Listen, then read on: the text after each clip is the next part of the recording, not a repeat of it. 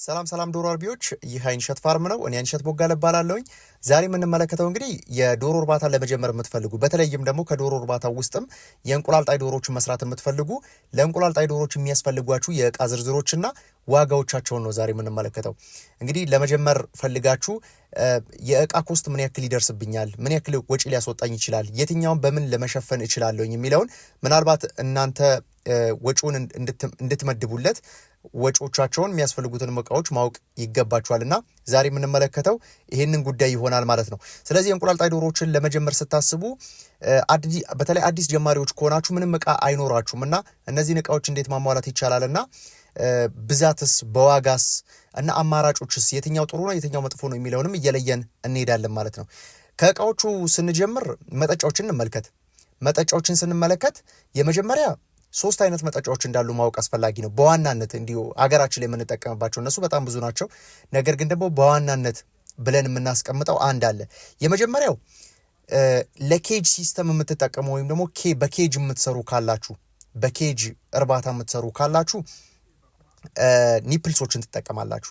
ኒፕልስ ወይም ደግሞ እነዚህ አውቶማቲክ ድሪንከሮች ናቸው። በየስቴሽኑ እንግዲህ እየተቀመጡ 1 ለ10 ነው የምትጠቀሙባቸው። አንድ ኒፕልስ ለ10 እያረጋችሁ እየተጠቀማችሁ ለዶሮቻችሁ ከሮቶ ጋር እየተገናኘ መጠቀም ትችላላችሁ። ይሄ ለኬጅ ነው። ሌላው ግን በልቅ አረባብ ደግሞ በአዳራሽ ውስጥ ዶሮዎችን ለቃችሁ ደግሞ መስራት የምትፈልጉ ደግሞ ካላችሁ በዋናነት የምትጠቀሙት አንድ መጠጫ አለ። ፍሮንት ድሪንከር ይባላል ወይም ደግሞ ሰርኩላር ድሪንከር የሚባለው አለ። ይሄ ድሪንከር እንግዲህ በሁለት አይነት መንገድ ይከፈላል ራሱ ሆኖ ማለት ነው። አንደኛ ማኑዋል ነው፣ ሁለተኛው ደግሞ አውቶማቲክ ነው። ስለዚህ ከዚህ ጋር ተያይዞ በማኑዋሉ እንግዲህ አብዛኛው ዶሮ አርቢ የሚጠቀም ያለው ማኑዋሉን ነው። ማኑዋል ድሪንከሮችን ነው አብዛኞቹ የሚጠቀሙት። ከዋጋም አንጻር ብንመለከተው ከ250 ብር እስከ 350 ብር ድረስ እንደየኳሊቲያቸው እንዲሁም ደግሞ ምን ያክል ሊትር መያዝ ይችላል ከሚለው ጋር ከካፓሲቲ ጋር ተያይዞና ኳሊቲ ጋር ተያይዞ እነሱ ሁለቱ የዋጋ ልዩነቱን ሊያወጡ ይችላሉ። ነገር ግን ዝቅተኛ ዋጋ ነው የምትገዙት ማለት ነው። ስለዚህ ዶሮዎቻችሁ የሚፈልጉባቸው ለምሳሌ ምን ያክል ዶሮ ታስገባላችሁ 500፣ 700፣ 1000፣ 2000፣ 3000 ይሄው ሁሉ የዶሮዎቻችሁን ቁጥር መሰረት አድርጎ የሚወጣለት ነው ማለት ነው። ስለዚህ እነዚህን ቁጥሮች ከግምት ውስጥ ማስገባት ያስፈልጋል። ለምሳሌ ብንመለከት ግን 1000 ዶሮ ብታስገቡ እነዚህ ማኑዋል ድሪንከሮችን አሁን ያው ካወጣውላችሁ የ300 ብሩ መጠጫ ብትገዙ ይሄ የ300 ብር መጠጫ እስከ 28 ድረስ ሊያስፈልጋችሁ ይችላል፣ መጠጫ ብቻ ማለት ነው። ስለዚህ እነዚህ ማኑዋል ናቸው፣ በቀን 3 የሚታጠቡ ናቸው። ቁርስ፣ ምሳ፣ እራት እያጠባችሁ ውሃ እየሞላችሁ የምታስገቡባቸው ናቸው። ከውጪ ትንሽ ልፋት አለው፣ ትንሽ የመደፋፋት ነገሩ ሊጨምርባችሁ ይችላል። መደፋፋት ነገሩ በሁለት አይነት መንገድ ሊታይ ይችላል። አንደኛ በሰራተኛ አያያዝ ሁኔታ ወይም ደግሞ በሰራተኛ አያያዝ ጊዜ እንክብካቤ ጊዜ ከዚህ በተጨማሪ ደግሞ እቃው ራሱ ማኑዋል ብለን ለሁለት እንከፍለውና የቻይና ምርቶች ይኖራሉ፣ እንዲሁም ደግሞ የቤልጂየም ምርቶች፣ የኢንዶኔዥያ ምርቶች፣ የጣሊያን ምርቶች እነዚህ አሉ። እነዚህ እንግዲህ እንደየድርጅቱ እንደሚያመርታቸው እንደየካምፓኒው እንደየብራንዱ ልዩነት የሊኬጅ መጠናቸው የተለያየ ነው። ስለዚህ በምትገዙበት ሰዓት እነዚህን ከግምት ውስጥ ማስገባት እጅግ ያስፈልጋል ማለት ነው። ስለዚህ ከዚህ ጋር ተያይዞ እነዚህ ማኑዋሎቹም ሊኬጅ ያላቸው ፈሳሽ የሚያስቸግሩ የማያስቸግሩም አሉ። እነዚህን ከግምት ውስጥ ማስገባት ያስፈልጋል። ሌላኛው አውቶማቲክ ቤል ድሪንከር ወይም ደግሞ እነዚህ አውቶማቲክ ድሪንከሮች ናቸው። ራሱ ሰርኩላር ድሪንከር ሆኖ ክብ ሆኖ ልክ እንደ ማኑዋሉ ሆኖ ነገር ግን ደግሞ አውቶማቲክ አለ። ቅርጹ ዲዛይኑ ተመሳሳይ ሆኖ ነገር ግን እንደ ማኑዋሉ ደግሞ አይነት አለ። ይሄ አውቶማቲክ ድሪንከር የምንለው እንግዲህ ትንሽ ኢንቨስትመንት የሚጠይቅ ነው። በተለይም ደግሞ ካሉት ኢንስታሌሽኖች ጋር አክሰሰሪው ጋር ተያይዞ ትንሽ ወጪ ከፍ ይላል ከዛኛው ጋር ተያይዞ። ይሄኛውም በወጪ ከ2000 እስከ 2700 ብር ያክል የምትገዙት። ስለዚህ በወጪም ትንሽ ወደዴ ማለት አይነት ባህሪ ያለው። ስለዚህ ይሄንን በተለይ የራሳችሁ ቤት ከሆነ ረጅም ዓመት ደግሞ በቤቱ እጠቀምበታለሁ ዘርፉ ላይ በጣም እቆያለሁ ብላችሁ የምታስቡ ከሆነ ትንሽ ኢንቨስትመንቱ ከፍ ስላለ የግድ ለረጅም ዓመት ላይ ትጠቀሙበት ይገባልና ከዛ ጋር ተያይዞ ሊታሰብበት ይገባል። ሌላው ከአምፑል ጋር ተያይዞ እንመልከት። አምፑል ጋር ተያይዞ እንግዲህ አምፑል ያስፈልጋችኋል። እርባታችሁ ስለ ብርሃን እንግዲህ በአብዛኛው ጊዜ ከጫጩት እድሜ ጀምሮ ዶሮቻችን አርጅተው እስኪወጡ ድረስ የስጋን ቢኖራችሁ ጫጩትን ቢኖራችሁ ዶሮቻችሁ ብርሃን ይፈልጋሉ። ስለዚህ የብርሃን ምንጫችን ደግሞ አምፖል ነው። አምፖል ግን ለየትኛው ለምሳሌ ለእንቁላል ጣይ የምትጠቀሙ ከሆነ ኤልኢዲ አምፖሎችን ትጠቀማላችሁ። እነዚህ ነጭ የሚያበሩ አምፖሎችን ትጠቀማላችሁ። እንደነዚህ አይነት አምፖሎችን ገዝታችሁ መጠቀም ይኖርባችኋል። ለነገር ግን አምፖል መግዛቱ አይደለም ቁም ነገሩ። ነገር ግን ምን ያክል ደግሞ ዋት ያስፈልጋል ወይም ምን ያክል አምፖል መጠን ያስፈልጋል የሚለው ምን ያክል ካሬ ያላችሁ እናንተ የሚለውን በደንብ ለቦታችሁ ለዶሮቻችሁ የሚመጠን አይነት አምፖል ማዘጋጀት ይጠበቅባቸዋል ማለት ነው። ሌላው እነዚህ አምፖሎች እንግዲህ እንደምታውቋቸው ከ650 ብር ጀምሮ በከፍተኛ ዋት በ50 ዋት በ40 ዋት ከ650 ብር ጀምሮ የምትገዟቸው ናቸው። እንደየቤቷችሁ እንግዲህ በአብዛኛው ቤት እንግዲህ ከ500 ዶሮ እንኳን ብትጀምሩ ከ7 አምፖል በላይ ነው የሚያስፈልጋችሁና እንደየካሬያችሁ እየተሰራ መዘጋጀት ይጠበቅባቸዋል ማለት ነው። ሌላው እንቁላል ለመሰብሰብ ትሪ ያስፈልጋችኋል። ከዚህ በተጨማሪ ደግሞ እንደምታቀርቡበት ቦታ እንቁላል ግሬድ የምታደርጉበት ቴብል ያስፈልጋችኋል። ያ ማለት ኤግሬደር ይባላል። ኤግሬደር ማለት እንግዲህ እንደ የምታስረክቡበት ለምሳሌ ዶሮቻችሁ እንቁላል ምርት በሚጀምሩበት ሰዓት ይህቺ የፑሌት ኤግ የምንላት ወይም ደግሞ የፒዩ ሳይዝ እንቁላል ወደ 38 ግራም 40 ግራም አካባቢ የምትመዝን እንቁላል ትኖራለች። ዶሮቻችሁ ልክ የምስራች ጀምረው ትንሽ እንደጣሉ የምትገኝ እንቁላል ማለት ነው። በዋጋ አነስት ትላለች፣ ተፈላጊነቷ ትንሽ ቀዝቀዝ ይላል።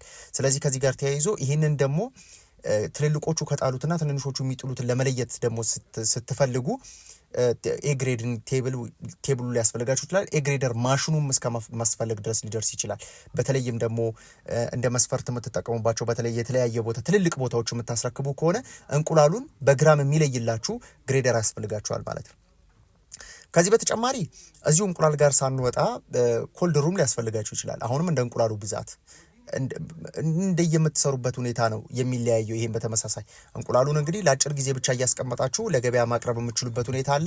በየሳምንቱ ሽያጭ ልታደርጉ ትችላላችሁ። በየወሩ በየሁለት ወሩ ልታደርጉ ትችላላችሁ። አጽዋማት ጊዜ ላይ ደግሞ እንቁላልን ማከማቸት ልትፈልጉ ትችላላችሁ። ይሄ ኮልድ ሩም ያስፈልጋችኋል ማለት ነው። ኮልድ ሩም የምንጠቀምባቸው ለሁለት አይነት ጉዳዮች ናቸው። የመጀመሪያው ለእንቁላል፣ ሁለተኛ ለስጋ። እነዚህ በደንብ ኮልድ ሩም የሚያስፈልግባቸው አይነት ቦታዎች ማለት ነው። ከዚህ በተጨማሪ እንግዲህ ለዚህ ጽዳት ለባዮ ሴኩሪቲ አተገባበር ወይም ደግሞ ይሄ በሽታ ለመከላከል ንጽህና ለመተግበር የምንጠቀምባቸው ደግሞ ይኖራሉ እቃዎች። እነዚህ እቃዎች እንግዲህ የመጀመሪያ መርጫ ነው። ዲስኢንፌክት ማድረጊያ ወይም ደግሞ ዲስኢንፌክታንት ራሱ ስፕሬው ያስፈልጋቸዋል፣ ኬሚካሉም ያስፈልጋቸዋል ከተመሳሳይ ከዛ ጋር ተያይዞ። ሌላው ከዚህ በተጨማሪ ደግሞ መርገጫ እንደ ፉት ባዝ የምትጠቀሙበት ወይም ደግሞ ለኬሚካል መርገጫ የምትጠቀሙበትም አይነት ኬሚካል መርገጫ ያስፈልጋቸዋል ማለት ነው። ከዚህ ጋር ተያይዞ ሌላው ደግሞ ማጽጃ እነዚህ ለኬሚካል ርጭት የምትጠቀሙባቸው ለኩስ የምታጸዱበት ቤት የምታጥሩበት መጥረጊያ መወልወያ እነዚህ ቤት ውስጥ የምንጠቀምባቸው አይነት እቃዎች ናቸው። በቤት ውስጥ የምታገኟቸው ናቸው። ነገር ግን እርባታ ላይ ተወስነው ሊቀመጡ ይገባልና የምትሰሩባቸውም ጭምር ሊሆኑ ይገባል ማለት ነው። ሌላው ቱታ ቦቲ ቋሚ ሆነ ሰራተኛ 10 ቢኖራችሁ ለ10ሩም አንዳንድ ቱታና ቦቲ ያስፈልጋቸዋል። እንዲሁም ደግሞ ባርኔጣም ጭምር ያስፈልጋቸዋል። ሌላው በዋናነት የምንመለከተው ቴርሞሜትር ያስፈልጋቸዋል። ቴርሞሜትር እንግዲህ ለእርባታ በጣም ምሰሶ ከሚባሉ ነገሮች ውስጥ የሚጠቀስ ነው። በጣም አስፈላጊ ከምላቸው ነገሮች ውስጥ ቴርሞሜትር ነው። በተለይ ለአዲስ ጀማሪ ዶሮ አርቢ ቴርሞሜትር ያስፈልጋል። ይሄ እንግዲህ የሂሚዲቲ የአየሩን የምዝን እርጥበትም የምትለኩበትም ሂሚዲቲ ቴስተር ያስፈልጋቸዋል፣ ሜጀር የሚያደርግላችሁ። ከዚህ በተጨማሪ ደግሞ ዋናው ግን በጣም አስፈላጊ ነው የሚባለው ደግሞ የሂት ስትረሱ የሚለካላችሁ ነው። በዚህ በቤታችሁ ውስጥ ያለውን የሙቀት መጠን የሚለካላችሁ ነው። ይሄ እንግዲህ ጀማሪ ዶሮ አርቢዎች ሲሆኑ ዶሮዎች በጣም ሲሞቃቸው ሲቀዘቅዛቸው ልዩነቱን ላታውቁት ትችላላችሁ። በተለይ የትንሽ የዲግሪ ሴልሺየስ ልዩነት ልታውቁት አትችሉም። በጣም ሲሞቃቸው ልታውቁት ትችላላችሁ። በጣም ሲበርዳቸውም እናንተንም ስለሚበርዳችሁ ልታውቁት ትችላላችሁ። ነገር ግን የትንሽ ልዩነት ደግሞ ምናልባት በስትረስ ከመያዝ ጋር ተያይዞ እናንተም ልብ ብላችሁ ካለማወቅ ጋር ተያይዞ ያችን ቴርሞሜትር የምታነቡበት ቦታ ልታስቀምጡ ይገባል ማለት። ስለዚህ ለእርባታው ቴርሞሜትር የቤት ውስጥ የሙቀት መለኪያ ብታዘጋጁ በጣም የተሻለ ነው። ከዚህ በተጨማሪ የውሃ ሮቶ ያስፈልጋቸዋል። የውሃ ሮቶ እንግዲህ እንደየዶሮቻችሁ መጠንና አካባቢው ላይ እንዳለ የውሃ መገኘትና ለመገኘት የሚወሰን ነው። አንዳንድ ቦታዎች ውሃ በብዛት ስለሚገኝ ትልልቅ ሮቶ የመጠቀም ግዴታ አይኖርባቸውም። ዋናው ዓላማ እርባታ ውስጥ ውሃ እንዳይጠፋ ነው። ስለዚህ ከዚህ ጋር ተያይዞ ሁለት አይነት ሮቶች ግን ማዘጋጀት ያስፈልጋል። አንድ እለት ተዕለት የምትጠቀሙበት አለ። ለምሳሌ ዶሮዎቹ ለተከታታይ 3 ቀን ውሃ ይጠጡና በአራተኛው ቀን መድኃኒት መጀመር የሚኖርባቸው ጊዜያቶች ሊኖሩ፣ ስለዚህ በየቀኑ የምትበጠብጡበት አንድ ሮቶ ያስፈልጋል፣ ዶሮዎቻችሁ የሚጠቀሙበት ማለት ነው። አንደኛው ደግሞ ውሃ ቢጠፋ ብላችሁ የምትይዙት ሮቶ፣ የተለያየ ሮቶ ትጠቀማላችሁ ማለት ነው። ከዚህ በተጨማሪ እንግዲህ የሮቶ ከ200 ሊትር እስከ 5000 ሊትር 10000 15000 20000 የሚጠቀሙ ሰዎች አሉ። እንደ ዶሮቻቸው ብዛትና ውሃ ጠፍቶ ለሳምንት ለሁለት ሳምንት አይገኝም የሚባልበት በተሽከርካሪ እያመጣችሁ የምትሞሉ ከሆነ የግድ ተለቅ ያለ ሮቶ ያስፈልጋቸዋል ማለት ነው። ሳፋ 2 ያስፈልጋቸዋል። እንዲሁም ደግሞ ኬሚካል እዚህ ጋር ኬሚካልን ትንሽ በተንተን አድርገን እንመልከተው። ኬሚካል በዚህ በዶሮ እርባታ ስራ ላይ ኬሚካል እንደ አንድ ወጥ ነገር ነው የሚታየውና የተለያየ አይነት ኬሚካል እንዳለ መረዳት ይኖርባቸዋል አርቢዎች። ለምሳሌ መጠጫ የምታጥቡበት ኬሚካል አለ፣ ቱታ የሚታጠብበት ኬሚካል አለ፣ እግር መርገጫ የምትጠቀሙበት ኬሚካል አለ። እነዚህ የተለያዩ ናቸው። ግቢ የምትረጩበት አለ። ለምሳሌ ክሬት ቢኖራችሁ መገልገያ ቱታው፣ ቦቲው እነዚህ መገልገያ እቃዎች ከዶሮች ጋር ንክኪ ያላቸውና ከዶሮች ጋር ንክኪ የሌላቸውን አይነት ኬሚካሎች ምድብ ያስፈልጋቸዋል ራሳቸው እና ኮንሰንትሬሽናቸው ወይም ደግሞ ዲያሉት የምታደርጉበት የውሃ መጠን በጣም አነስተኛ ነው። አንዳንዶቹ ሊበዙ ይችላሉ። አንዱን ኬሚካል እንኳን 4-5 ልበጠብጡ ይችላል። 4-5 አይነት ጊዜ ልትበጠብጡ ይችላላችሁ። ያ ማለት የምትጠቀሙበትን ነገር እየከፋፈላችሁ ማለት ነው። አንዱ ኬሚካል ለ2 ወይ ለ3 ፐርፐዝ ሊውልላችሁ ይችላል። መርገጫም እየተጠቀማችሁበት መጠጫም ልታጥቡበት የምችል አይነት ኬሚካል ይኖራል። ግን አበጣበጡ የተለያየ ነው። ይህንን ለይቶ ማወቅ እጅግ ያስፈልጋል ማለት ነው። ሌላው ሸራና ሽቦ ቤቱ ከሌለው ገመድ መመገቢያ ለመስቀል ያስፈልጋቸዋል። ሌላው መኖ፣ መመገቢያ ጉዝጓዝ እንዲሁም ደግሞ የእንቁላል መጣያ ሳጥን ያስፈልጋቸዋል። እነዚህ ማዘጋጀት ይጠበቅባቸዋል። እዚህ ጋር እንደ መጨረሻ መጨምረው ግን ምናልባት የሁላችንም እርባታ ለማዘመን ወይም ደግሞ ሰፋ ለማድረግ ስንፈልግ የምንጠቀምባቸው ደግሞ ኤሌክትሪካል ነገሮች አሉ። በተለይ ከውጪ ወደ ሀገር ውስጥ የምገቡ ሰዎች ብታመጧቸው ብዬ የምመክራቸው ሰጀስት ማድረጋቸው ነገሮች ይኖራሉ። የመጀመሪያው የአውቶማቲክ ዲስኢንፌክታንት ነው። ወይም ደግሞ እርባታውን ቀን በቀን ዲስኢንፌክት የሚያደርግ የራሱ ሴንሰር የተገጠመለት ውድ ነው። ነገር ግን ደግሞ በጣም የሆነ እጅግ የዘመነ አይነት እርባታ የምታቋቁሙ ከሆነ ያስፈልጋቸዋል። ዶሮቹ ውስጥ ባሉበት ሁኔታ ጉዝጓዙንም ግድግዳውንም ጣሪያውንም ኬሚካል ርጭት የሚያደርግበት ለዶሮቹ በጣም ሴፍ በሆነ ሁኔታ ኬሚካል ርጭት የሚያደርግ አይነት ማሽን አለ። አንድ ይሄ ነው።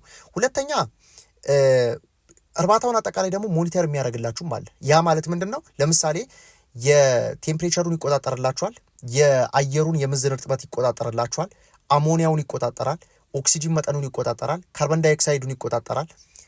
ለዶሮቻችን በጣም ቶክሲክ የሚባሉትን አይነት መርዛማ ጭሶች እንኳን ከመጡ በአላርም ቶሎ የሚያሳውቃችሁ ዶሮቻችሁ ሳያልቁ በፊት ቶሎ የሚያሳውቋችሁ አይነት ሴንሰሮች አሉ ወይም ደግሞ ቴክኖሎጂዎች አሉ። እነዚህ ነገሮች መጠቀም በጣም ያስፈልጋል። ያ ማለት እንግዲህ ዶሮቻችን ሳይታመሙ በፊት ቀድመን እንደርስባቸዋለን ማለት ነው። እኛ እንግዲህ ውጤቱ ላይ ነው የምንደርሰው። ዶሮቹ ሊታመሙ ነው ብለን አይደለም እየደረስን ያለ ነው። አሁን ባለው ሁኔታ ዶሮቹ ታመዋል ብለን ነው የምናክማቸው። ዶሮቹ ታመዋል ብለን ነው። ስለዚህ እነዚህ ነገሮች ለመለየት ቀድሞም ለመድረስ እና ስራውን አንድ ስቴፕ ደግሞ ከፍ ለማድረግ እነዚህን ብትጠቀሙባቸው በተለይ ውድ ናቸው። ሀገራችን ላይ የሉም ከነጨራሹ። ከውጭ የምታስገቧቸው ካላችሁ ነው። ሌላው የጉዝጓዙን ጤንነት የሚጠብቅላችሁም አለ። ከብቶች ላይ አይታችኋል አይደለም? ይሄ የመመገቢያ ገንዳቸውን በሮቦቲክ በሆነ ሲስተም የሚሞላላቸው፣ የሚያስጠጋላቸው፣ የሚመግባቸው፣ መኖ የሚሰጣቸው፣ የሚያከፋፍላቸው። በተመሳሳይ ደግሞ በዚህ በዶሮ እርባታ ላይ ደግሞ ራሱ ኩሱን የሚያክምላችሁ፣ ዲስኢንፌክት የሚያደርግ ከበሽታ ነፃ የሚያደርግላችሁ ደግሞ ራሱን የቻለ ሮቦት አለው ውስጥ ላይ እየሄደ የሚሰራ ማለት ነው። ምናልባት እንግዲህ ኢትዮጵያ ውስጥ ለመጀመሪያ ጊዜ አላየውም። ከዚህን ቀደም ለመጀመሪያ ጊዜ የምትጠቀሙ ካላችሁ መጠቀም ይቻላል ማለት ነው። ሌላው እንግዲህ አላርም ሲስተሞች ናቸው። አላርም ሲስተሞች ከዚህ ጋር ተያይዞ እነዚህ የአውቶማቲክ አላርም ሲስተሞችን ቅድም እንዳልኳቸው የተለያዩ አይነት የችግሮች በሚፈጠሩበት ሰዓት ሊያሳውቋቸው የሚችሉ አላርም ላይቶችም ሳይረኖችንም ያሟሉ አይነት ነገሮች ናቸውና እነዚህን ከግምት ውስጥ ማስገባት አስፈላጊ ነው። ሌላው ዩቪ ሲስተም የምትጠቀሙ ካላችሁ፣ ወተርቦርን የሆኑ ዲዚዞችን ለማከም የምትጠቀሙ ካላችሁ ኤርቦርን አለ፣ ወተርቦርን አለ፣ ሊትርቦርን አለ።